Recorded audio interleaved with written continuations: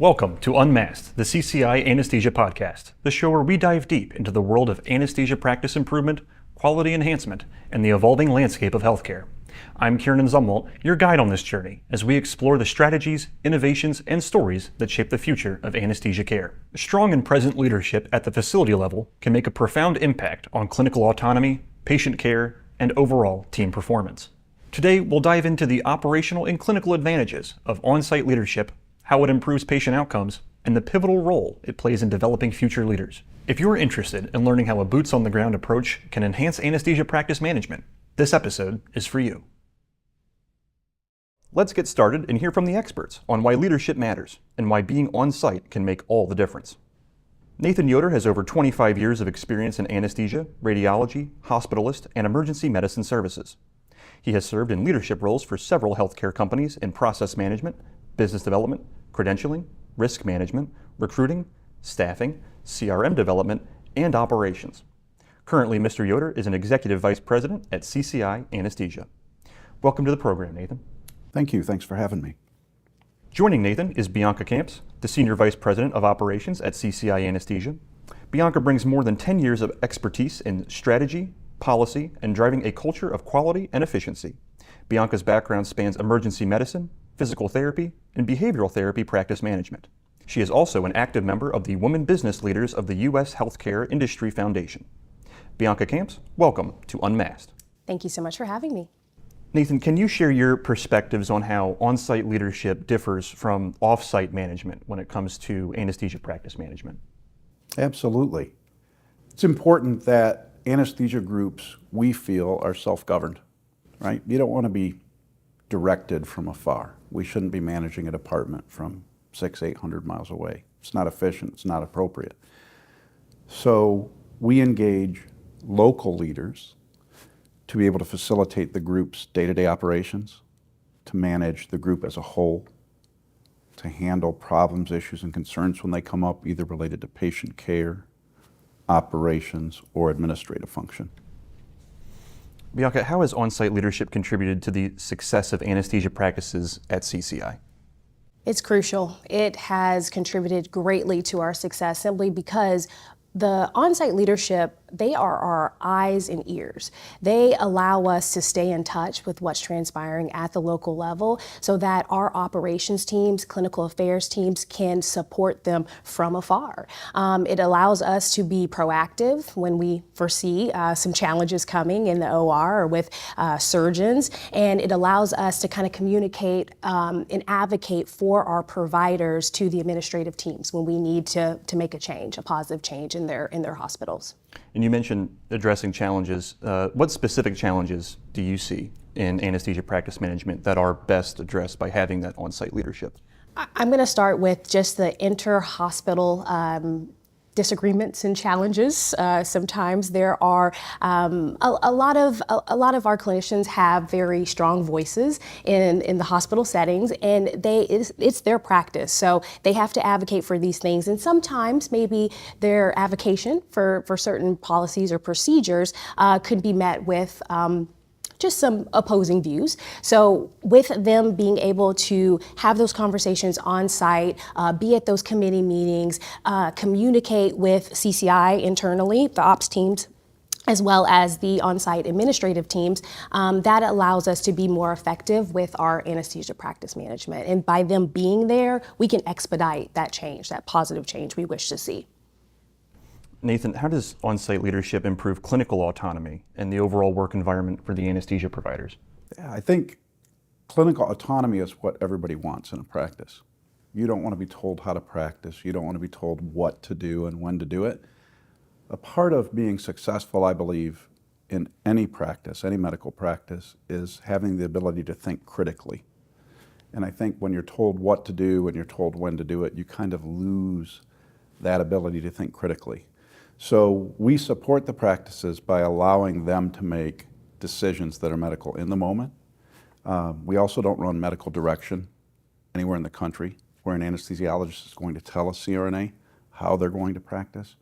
We do practice medical supervision so that the anesthesiologists are there in support of the anesthetists. But we want everyone, whether you're an anesthesiologist or nurse anesthetist to be able to make the best patient care decision in the moment without interference from CCI. Can you explain how having leaders physically present in the facility impacts patient care and their outcomes? Sure. So when we go into a practice, one of the things that we find many, many times is the thing that seems to be missing most consistency is leadership. And it's not just having the chief of the department available and on site and engaged. It's having someone that understands how to create consensus, how to facilitate good patient outcomes, how to teach without becoming overbearing, how to be a support without being there too much, and how to be available when there is a problem, issue, or concern.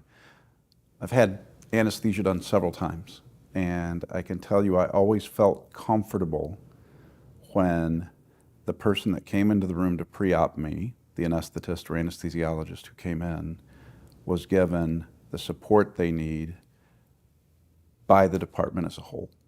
And when you're a patient, you're nervous in any way, shape, or form. Regardless of how educated you are, having that support there from the clinical side to know if there is an issue, a problem, or concern, you've got someone you can go to is very, very important. Not just to the anesthetists and the anesthesiologists, but to me as a patient. Because I know that my outcome is going to be okay because they've got the support they need at the local level. And Bianca, are there any specific examples where on-site leadership led to an immediate positive change in patient satisfaction or patient safety? Oh, most definitely. As Nathan mentioned, a lot of our clients are seeking that level of leadership, and even potential prospective clients, they usually call us because their leadership isn't as strong.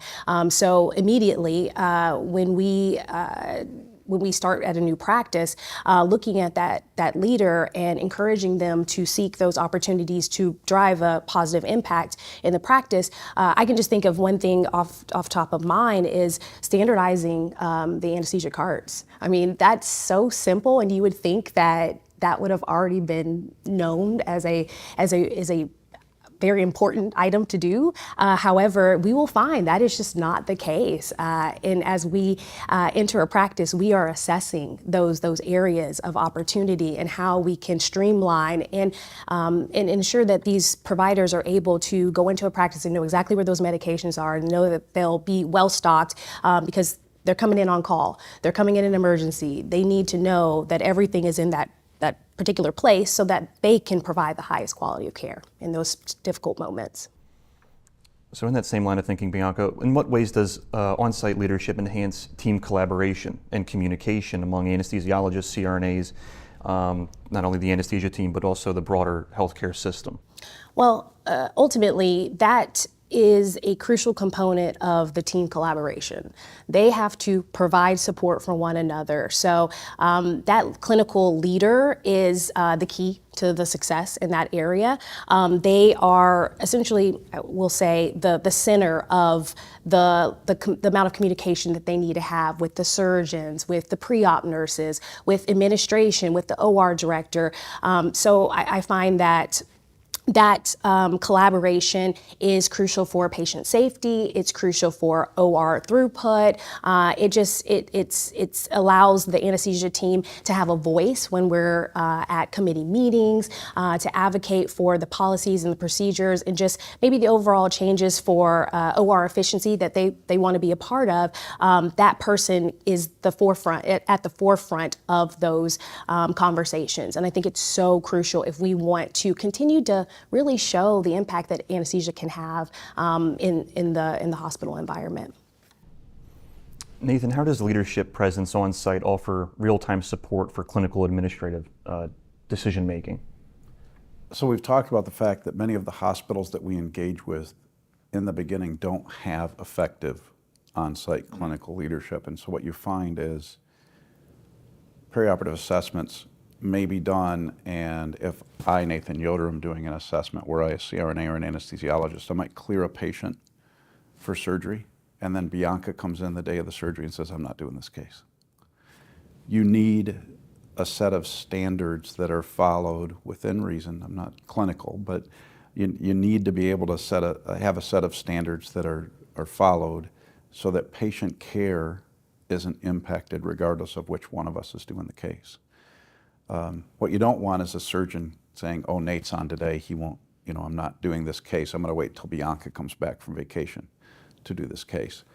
And you need a leader who is willing to step in to help set standards, to help ensure that throughput is appropriate, to help ensure that the cases that should be done at the facility are done at the facility, and who can manage and facilitate education, not just in the anesthesia department, but across the entire perioperative service. That's what's important, I think. And what role does on-site leadership play in fostering the development of future leaders within anesthesia practices? Bianca knows this firsthand. We came into a practice in a very small critical access hospital where administration was sure they had no leadership anywhere in the department. And what we found was when there was a couple of people that were interested in leadership within the department, and one eventually stepped into that role, and with Bianca's support and the clinical support that our regional clinical officers, who our CRNAs provided, and then the EVP of Medical Affairs, the regional medical officers, and others who were involved in the clinical support, provided support to them. They grew into that role. So now we've got one effective leader because they were supported appropriately by CCI, but for every practice to be successful, you've got to have somebody ready to step into a role should somebody retire or their family situation change where they need to leave that position. And so we are always looking at ways to identify the key characteristics that we feel make leaders successful and to facilitate the growth of those characteristics within potential future leaders. I just want to add, I think a key component to our success with that particular site leader was simply the fact that we were able to connect this person with other leaders within CCI. CCI is a wealth of very knowledgeable clinicians that even if they aren't in leadership roles, maybe they're team roles, but those clinicians can provide a level of support for new leaders. So anyone that is wanting to become a site leader, CCI has all the resources to make sure that you have the level of support and the network to be able to bounce ideas off of. And that particular chief today is actually mentoring some other leaders within our organization, which is really, really full circle moment now. And to watch during the leadership conference, the annual leadership conference that we have, to have watched the growth of that person over the last 3 years has been amazing. And they're now willing to step out. 3 years ago, Bianca, they were unwilling to even have conversations, right? Now they're willing to step out and help mentor other people and explain why CCI and why what we do is important for their success. I think that's huge. Absolutely. In that same line of thinking, Bianca, how is it that CCI specifically supports its team members in growing into leadership roles, particularly through that on-site mentorship and guidance? Well, it's a combination of the regional director of operations, the medical affairs team, your regional clinical officers, your regional medical officers, all working together to really get to understand the site nuances from the local level. What is that chief working against coming into this role? So difficult surgeons, same-day cancellation, start times, all the things that we look at to provide efficiency in anesthesia practice. Those are the things this operations team is looking at and kind of working with that chief to ensure that they're paying attention to it and they have the resources available to be able to improve in those areas. And Nathan, can you share a time when being on site allowed you to address a problem or a crisis more effectively? Sure. So it's hard to manage over a phone line or a Zoom call or a Teams call, whatever it is. You've got to be on site. And when I was doing operations, and I think Bianca has the same philosophy now and her team has the same philosophy, we visit these places. Whether there's a crisis or not, we're on site pretty consistently. When we're on site, we develop that rapport and relationship with the OR director, the CNOs, the C-suite, the surgeons, our own CRNAs and anesthesiologists. And we become familiar with how operations run. because of that, because of the consistency that we have being on site, we're able to address issues in a more timely manner, right? So I may not be there for 4 weeks or 5 weeks, but the next time I come in, I've probably met with the chief, I've met with the chief of surgery, I'll meet with the CMO, I'll meet with different people to deal with whatever issue has come up. If it's operational, it's clinical, there's a team that does that. But we are on site, we've been told we're on site much more than many other organizations are. It's something I feel that sets us apart. And now that I'm on the business development side, it's something that gives me a great amount of comfort knowing how operations are going to be handled once we have a new partnership in place. I couldn't agree more, Nathan. I think that on-site presence allows us to better deal with the nuances and the challenging situations that arise from afar. I appreciate my OR directors and even some general surgeons that will reach out when they have a concern and perhaps they haven't been able to fully resolve it with the on-site leadership, but they bring me in as someone to provide support from both sides. Because as our operations teams are trained is to kind of be the liaison between the hospital and CCI and advocate for both sides and obviously what's best for the patient. So that on-site presence and making frequent site visits really helps us drive the change we wish to see in our practices and be able to better handle those challenging situations when they arise. So you both have touched quite a bit on, how CCI operates. Can you talk a little bit more about the structure of CCI and the different levels of the operations team? Of course. So as far as the operational structure is concerned, depending on the site and the size of the practice, we will have practice managers, and they are based at the site. They are there majority of the time, and they strongly support the on-site leadership. So they are the eyes and ears, boots on the ground for CCI, which is very helpful because we're even more efficient when we have someone that is there Monday through Friday and is there seeing the OR schedule, dealing with the issues in real time. So from the practice manager, then you have the regional director of operations. And our regional directors of operations, or RDOs, are able to oversee 6 to 8 practices across the nation. And their primary function is to own that site, to work hand in hand with their clinical leadership, to develop strong relationships with the on-site OR director, the administrative team, the surgeons, just ensuring that they have someone to go to from an operational perspective when things arise. So your regional directors are pretty much the owners of those locations, and they should run it as if that is their place of work from afar, and they're visiting that location quite often to ensure things are running smoothly and that the team feels supported. And then from there, we have vice presidents of operations, and your vice presidents of operations are there to support the regional director. And they have anywhere from 10 to 20 locations under their purview. So their primary goal is to visit those locations, ensure that the RDO is supporting the site, and ensure that the practice managers are also supporting the site in the manner in which CCI has kind of developed that anesthesia practice support. So all the operations teams work very closely with the clinical and medical affairs teams, as well as our regional clinical officers and regional medical officers. One of the things that we do that sets CCI apart is that we have so many different people visiting the site, but ultimately 2 or 3 responsible for it. When you're visiting administration or you're visiting a surgeon, we have touch points, key touch points that we try to hit on each visit. I think that's important. And we're not there for 45 minutes or an hour or 2 hours necessarily, but we go in and make sure that we're saying hello, make sure that they understand why we're there for the day and that we are there to help facilitate.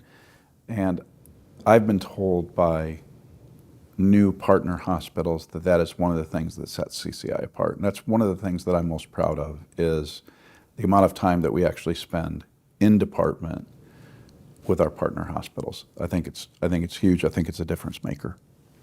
And Nathan, how does the presence of leadership at the facility level influence the overall culture and the morale of the anesthesia team? I can't tell you, Bianca, how many times have we come into a place where the culture is just abhorrent. It's terrible.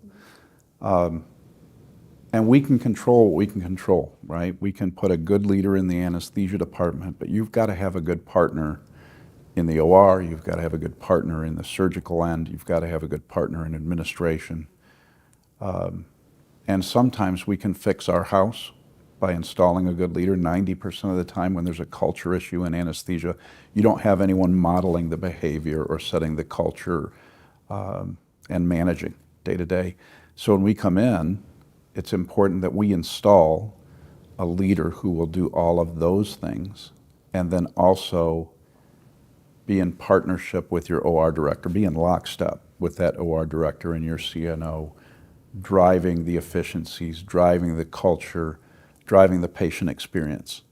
That's important, I think. I don't know how you feel about that. I concur, Nathan. I truly think a lot of times we are going into situations where the culture has been quite toxic, so to speak, and putting the right leader in those environments is pivotal simply due to the fact that we can make the change. We can be the difference we wish to seek in those practices. And that also allows that leader to kind of assess where we can improve and what team they want to build around that practice as well. So a lot of times, I mean, we will see that sometimes the leader is the issue. And with support, we're able to kind of salvage that situation. Sometimes it might not be a good fit at that present moment. However, it's so crucial to make sure that leader has the support to be able to make those decisions when it comes to their team members and stabilizing that practice. And you touched on this earlier, but sometimes people that weren't effective leaders prior to us getting there turn into effective leaders because we're there. And that is modeling good leadership starts with our regional clinical officers who are CRNAs, our regional medical officers who are anesthesiologists, and it follows the clinical side of the house all the way up to the VP of Medical Affairs and the EVP of Medical Affairs.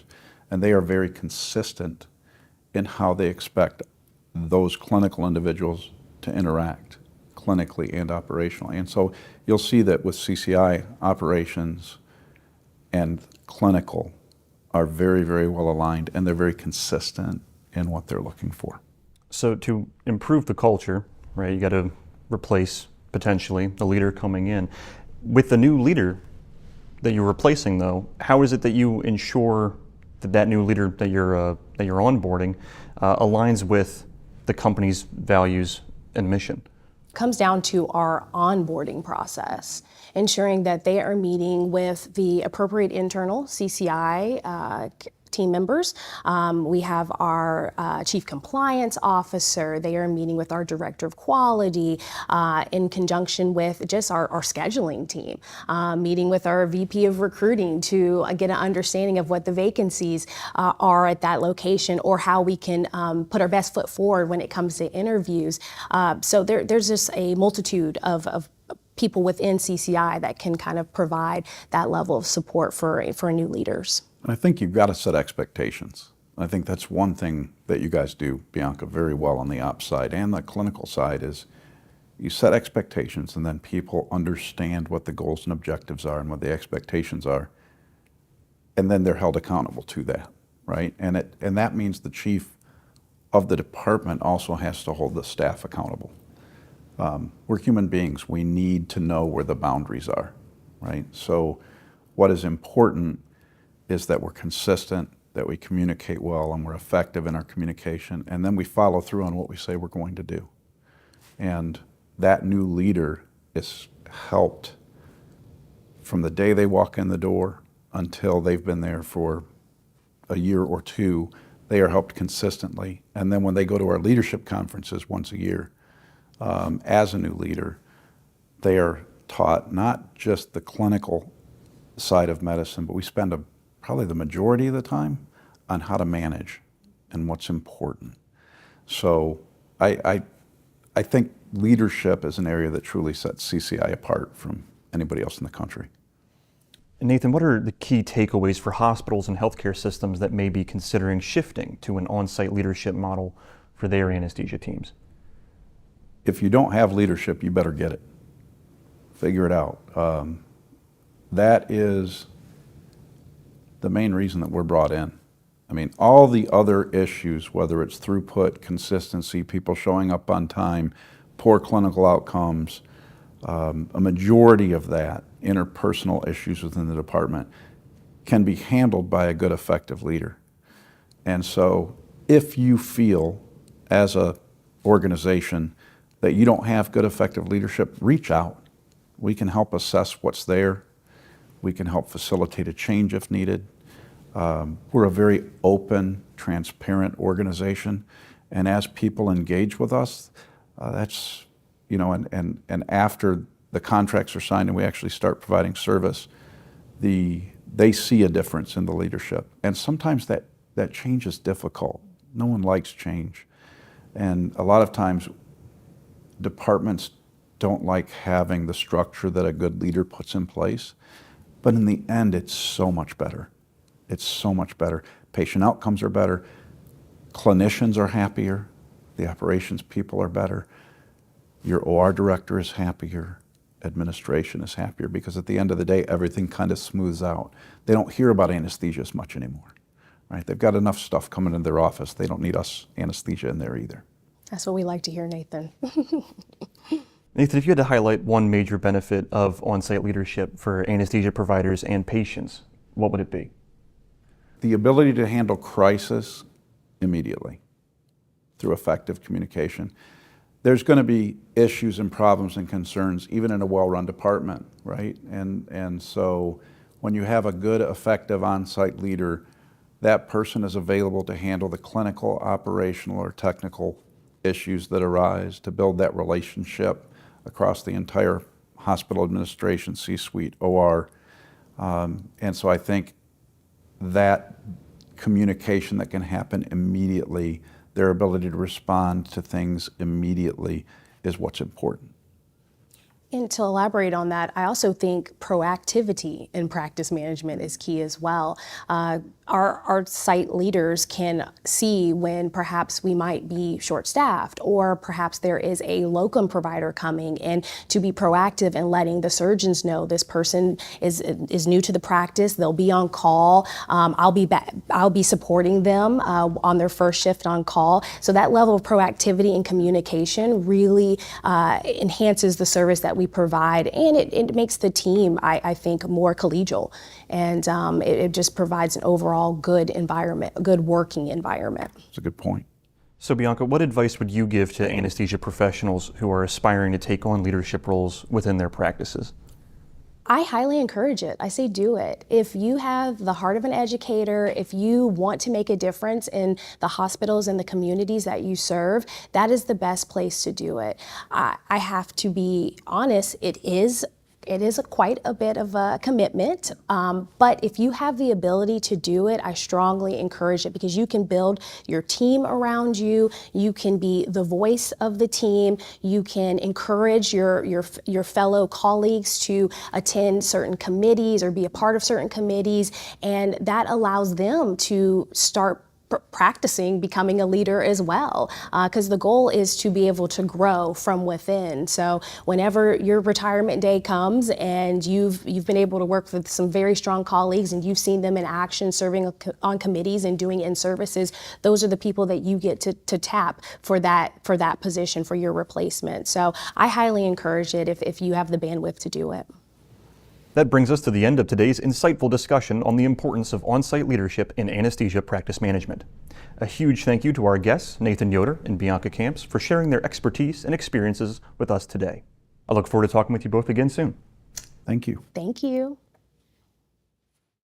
Unmasked is brought to you by CCI Anesthesia, leaders in anesthesia services for over 20 years. Subscribe to Unmasked, the CCI Anesthesia podcast, today so you never miss an episode. For more resources and information, visit the CCI Anesthesia website at ccianesthesia.com. We look forward to having you with us next time as we continue to unveil the remarkable stories and innovations shaping the future of anesthesia care. Until then, stay curious, stay informed, stay safe, and we'll see you next time.